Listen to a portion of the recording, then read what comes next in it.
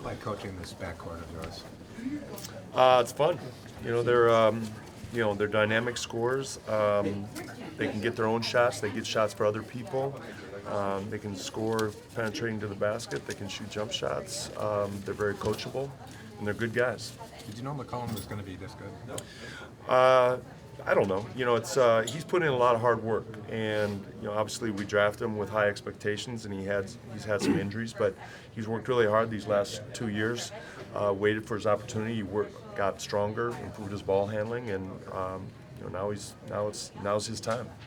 How has the dynamic been different for your team from last year when you were kind of expected to be really good to this year where you're kind of just coming along close to the end of the season?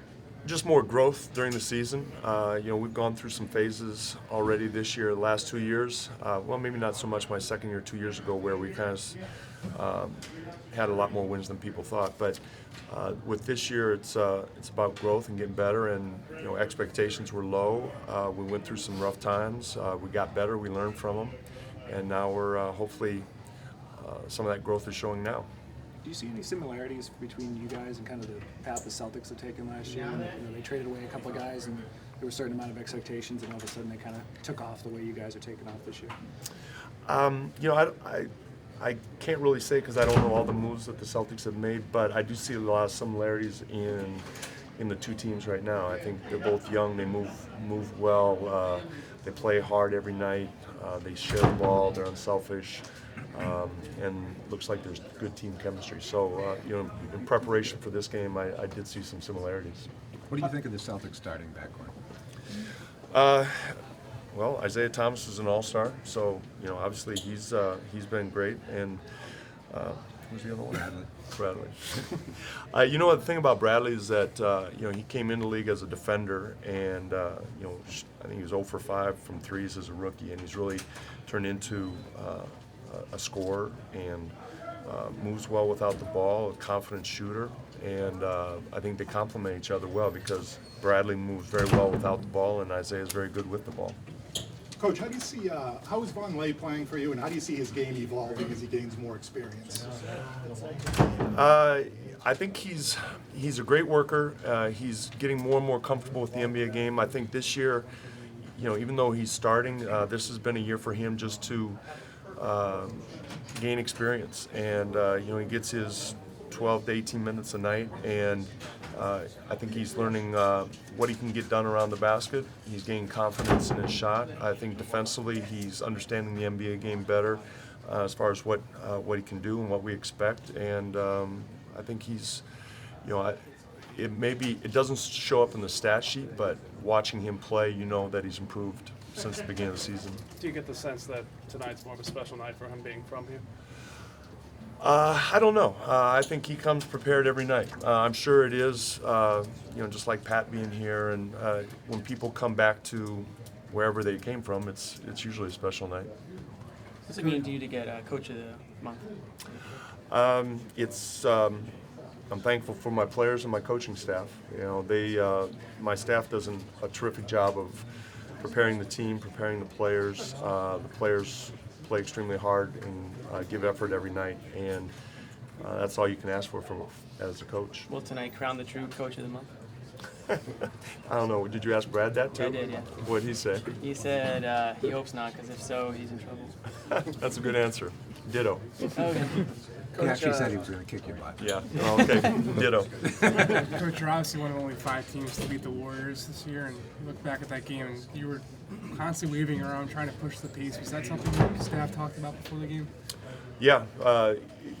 In this league, it's hard to score. And Golden State's a good defensive team, just like Boston is. And even teams that run, in this league, you can't afford not to try to get easy baskets. And it wasn't necessarily trying to outscore Golden State per se, but I think it's every team, at least from my philosophy, is that you try and get easy baskets when you can. If you can't, then you play against half court. Yeah, do you think that frenetic pace kind of steering into the curve was the reason that the wheels kind of fell off all those turnovers down the stretch in the third quarter? Oh, I don't know. I don't know if it was a frantic pace. I think just when you push the ball, I wouldn't have called it frantic, but they play their style, and again, I had a lot of respect for their half-court defense, and whether their big guys are on the court, or Draymond Green's at 5, and they're doing a lot of switching. It's just easier when you don't have to play against that. Coach, in his first 2 years, did you see anything from CJ that let you know that he could play at the level that he's at, or is it a little bit of a surprise how good he's been?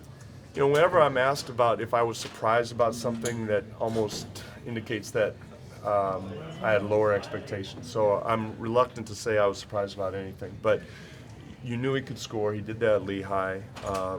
You know, he had good practice. Like I said, he was slowed by injuries. He was slowed by the fact that every time he came back from an injury, we were on a roll, and it was difficult to kind of get into the rotation. But I don't think there was any question we knew he could score the ball. And the fact that he has gotten stronger and put in work and got his ball handling better, and the fact that he's playing as our backup point guard as well, you know, I think everything's just going in the right direction. Lehigh and Weber State. Is that amazing?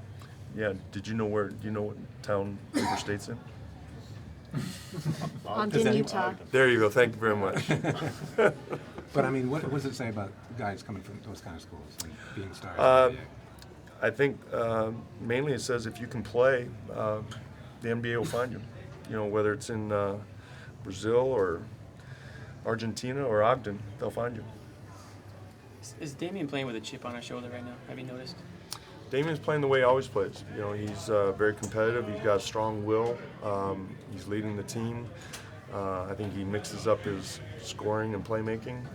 But if he is playing with a chip, that's the way he always plays. You know, he's a very competitive person. Terry, what's been the biggest thing on this winning streak that you guys, not winning streak, but this 14 out of 18 that you guys have been able to do? What's been the key for you? We got better defensively.